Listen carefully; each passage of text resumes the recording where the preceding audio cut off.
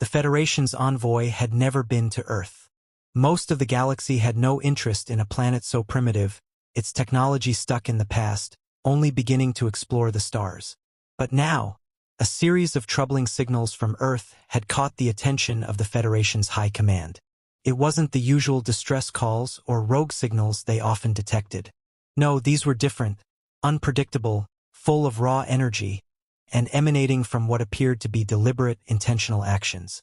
The Federation, a vast collective of species united under one guiding principle, peace through technological superiority, was confounded. For centuries, they had maintained a strict doctrine: defense through unity and strength, forging relationships with weaker worlds, offering them protection in exchange for peace. Yet Earth's sudden appearance as an anomaly in their sensors posed a question the Federation hadn't yet encountered. Why did a planet on the fringes of known space not have a defense grid? The Federation's response was swift. A diplomatic mission to Earth, tasked with learning why the humans had no network of planetary defenses. The question was simple, but the implications were profound. A world with no grid, no protective infrastructure, it seemed like an open invitation for disaster. The Federation's fleet of 50 ships, pristine, gleaming vessels capable of wiping out any threat, set course for Earth. The mission was one of diplomacy, of course, but deep down, many aboard the ships expected to see a planet on the brink of collapse. When the Federation fleet arrived in Earth's orbit, they were met with a breathtaking sight. A chaotic yet strangely beautiful blue and green marble suspended in the vastness of space. No defensive satellites, no shields, no advanced weaponry protecting its atmosphere. Earth had somehow survived, thrived, even without any apparent need for protection. The Federation found this strange, even troubling. The Federation's delegation descended to Earth in a coordinated, diplomatic landing. As their ships touched down, the representatives were met by Earth's leaders. A diverse group of diplomats, scientists, and military officers. The Earthlings, though still shocked by the arrival of such advanced species, exuded confidence. The Federation's ambassador, a tall, graceful being named Vorin, stepped forward.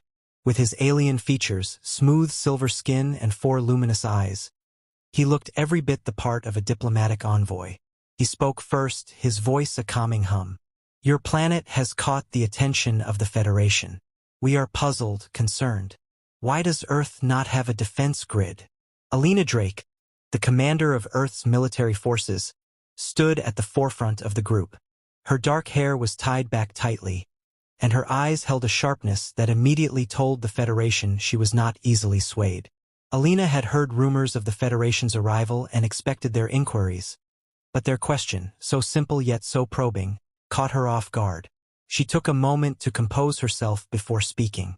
"Our approach to defense is different from yours," Alina began. "We believe that offense is the best defense. We do not fear being attacked because we are always ready to strike first.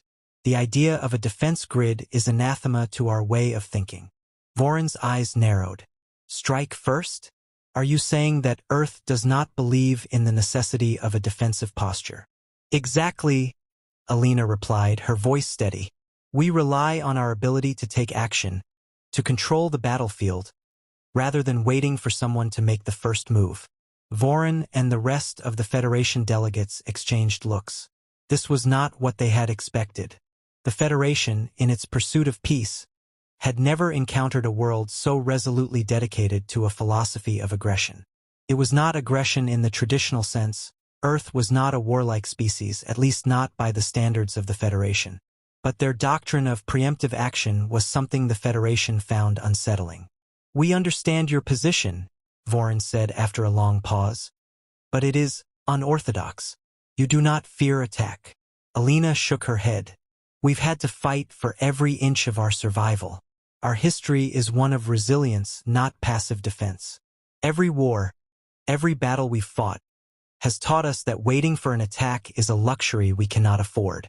We act first or we risk losing everything." One of the Federation's senior officers, a translator named Krell, spoke up. "But surely you must see the benefit of a defense system. Shields, detection systems, a defense grid, they provide protection, a safety net against unknown threats." Alina's lips curled into a tight smile, but there was no humor in it. Protection? Safety nets are for worlds that lack the resolve to protect themselves. A defense grid would only slow us down. We'd rather have the freedom to act when we need to. The conversation became increasingly tense. The Federation delegates had expected to be the ones offering solutions, teaching Earth the importance of peace through defense. Instead, they were learning that Earth had developed a philosophy of survival based not on protection, but on absolute self-reliance. The tension between the two sides reached a boiling point when Vorin made a pointed comment. You may be confident now, but there are forces out there that you cannot possibly understand. Forces far more powerful than you. Without a defense grid, you will eventually be wiped out. You are a speck in the galaxy. Your methods are untested on such a scale. Alina's expression hardened. That may be true, but we're not looking for your protection. We're telling you this. If something threatens Earth, we will make the first move. And if that is the only thing that will keep us alive, then that's the path we'll take. There was a silence as the Federation delegates absorbed the weight of her words. For the first time, Vorin saw the truth in her eyes. Earth was not a planet of simple, defenseless creatures. It was a world of survivors, each individual conditioned by centuries of struggle. There was no shield they could hide behind. There was no fortress of peace to rely on. Earth was built on offense, and that was how they would fight. The Federation had come to Earth expecting to teach them the ways of peace. Instead, they were learning that Earth was a force to be reckoned with. Just as the discussion seemed to reach an impasse, a new signal broke through the Federation's communications channels.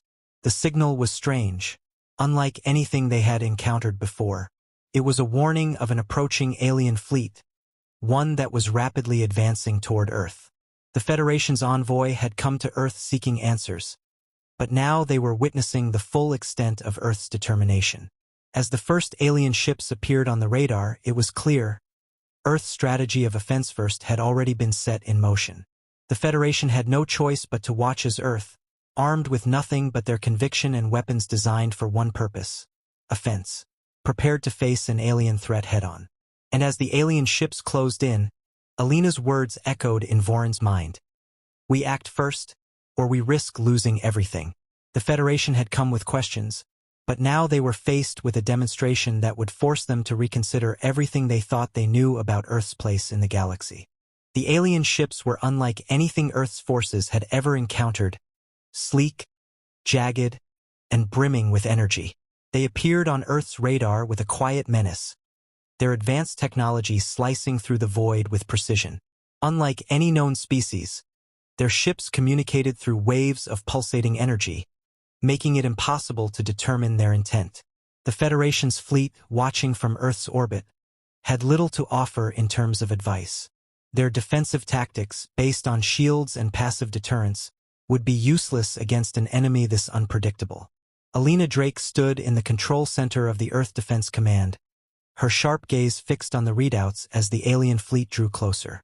The Federation envoys, still shaken by Earth's aggressive stance earlier, hovered near the back, watching in stunned silence as the situation unfolded. For them, the notion that Earth could stand alone against such a force seemed almost absurd. Yet, here they were, on the brink of witnessing an Earthborn solution to a galactic crisis. We'll need to act fast, Alina said, her voice calm despite the growing threat. These ships aren't like anything we've seen before, but we don't have the luxury of time. Prepare the fleet for immediate engagement. Her officers moved with practiced urgency, relaying commands to the various units spread across Earth's atmosphere. The air was thick with tension, a hum of anticipation in every corner of the command center. Alina's team had long understood that Earth's survival depended on a single truth: they could never afford to wait for an attack. And this time, the enemy would be met head-on. I'm not sure how much time we have before they initiate a full-scale assault, one of her officers, Lieutenant Rhea, reported. Our orbital defense cannons are still offline from the last round of tests. If we rely on them, we'll be too slow to act. Alina didn't flinch. Then we'll act without them. Ready the offensive squads. Deploy all ground-based missiles and activate the atmospheric strike teams. We don't need time, we need action. Now, the Federation diplomats, their elegant features tense with apprehension, exchanged glances. Vorin, the Federation ambassador, stepped forward hesitantly. Commander Drake, I implore you to reconsider. Your methods, your approach, they're reckless. You have no idea what you're facing. These ships have capabilities far beyond anything Earth can handle. Alina fixed her gaze on him, her eyes hard as steel. We don't need to wait for the unknown to hit us. We'll hit them first. We'll fight on our terms. Her words hung in the air as the countdown began. The alien fleet was approaching too fast to outrun, too coordinated to avoid. Earth's ships, crewed by Federation standards but brimming with aggression, launched from their docks and prepared for a battle that would define the future of the planet. Alina, standing at the heart of it all, knew that this was more than just a tactical decision. It was a declaration. Without another word, she turned to her tactical board. Initiate strike protocols. Deploy every asset. Target their lead ship. We'll send them a message they won't forget. The battle that followed was chaos. Earth's forces engaged with an intensity the Federation had never seen. Each ship and missile launched with ruthless precision. Earth's military, despite its relative lack of advanced technology compared to the Federation, fought with a ferocity born of necessity. No hesitation, no second chances. Every weapon was aimed at taking down the enemy before it had a chance to retaliate. Alina's orders were swift and unyielding, her voice cutting through the cacophony of battle like a sharp blade. The alien ships, though highly advanced, lacked the instinctual combat prowess of Earth's forces. They were powerful, yes, but they had not anticipated the sheer relentlessness of Earth's offensive strategy. Blasts of energy collided with missiles, explosions ringing out as Earth's fleet tore through the alien ships, a relentless barrage of firepower and calculated aggression. For the Federation delegates, watching from the relative safety of Earth's orbit, the sight was both awe-inspiring and terrifying. The Earth fleet, despite being technologically outclassed, fought with a desperation and precision that was unparalleled. The alien forces, while more advanced, had not accounted for Earth's fundamental approach to warfare. It wasn't about shields or defense grids. It was about taking the fight directly to the enemy, using everything they had to win, even if the odds seemed impossible. As the first alien ship exploded in a brilliant burst of light, a cheer erupted in the control center. But Alina's focus never wavered. She was already scanning the next target, already planning her next move. There was no time for celebration. The alien threat was still out there, and as long as it was, Earth had no room for complacency.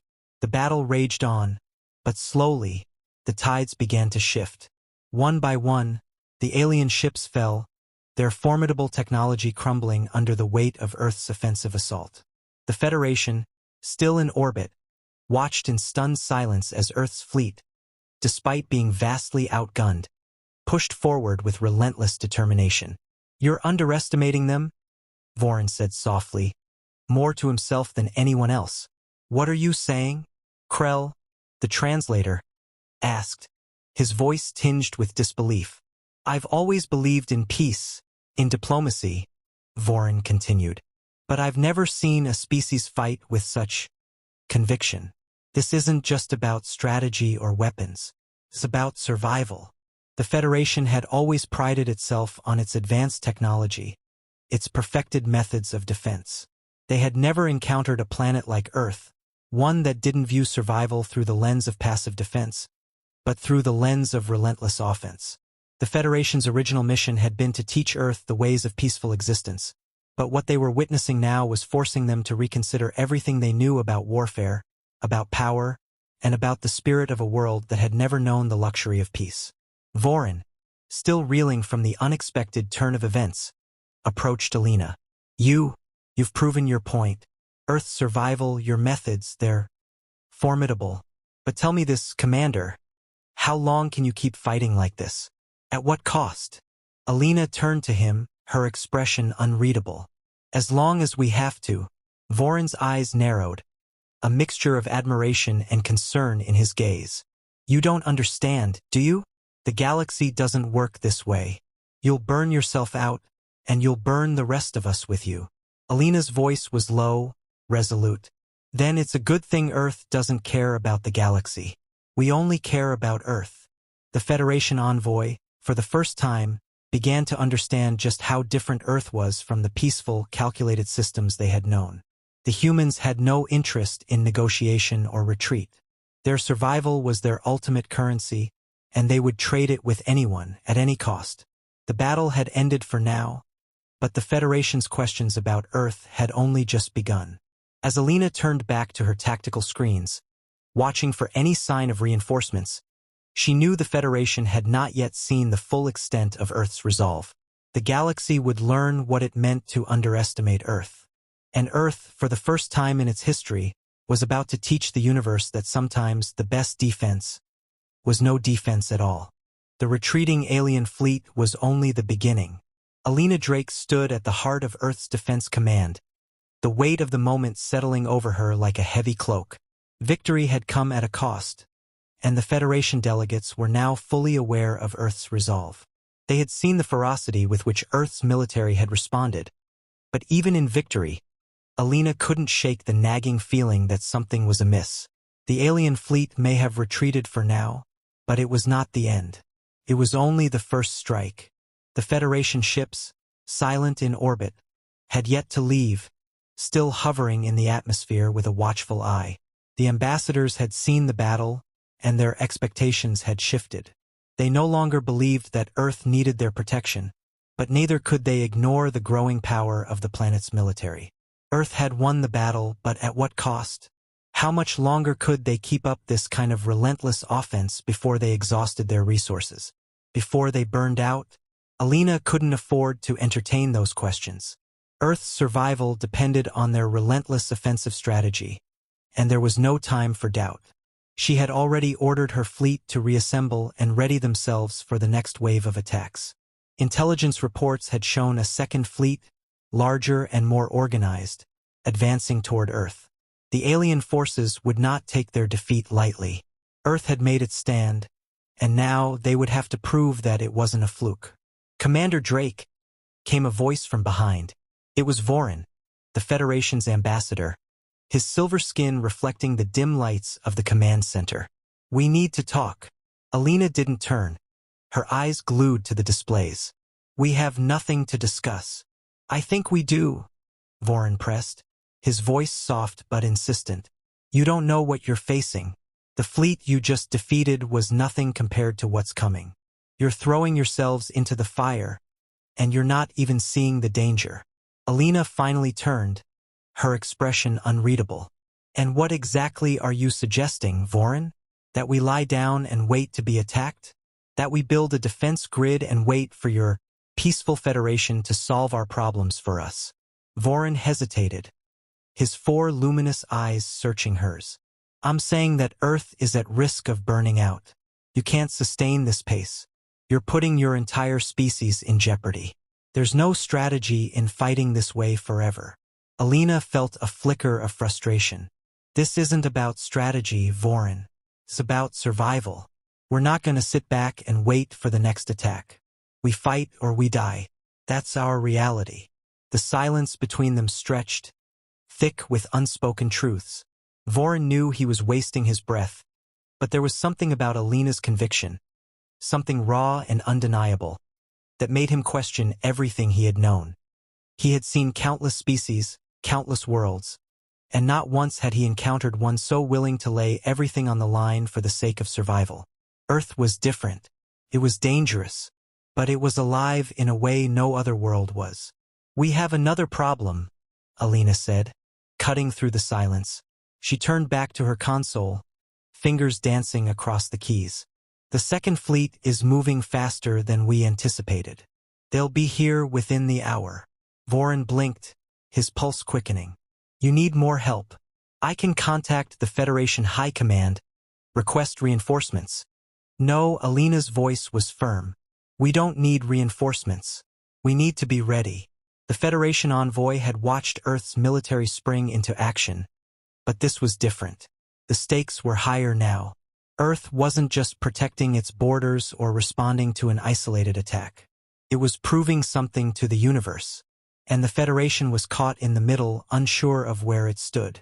"I'm giving you one chance, Vorin," Alina said, her eyes locked on his.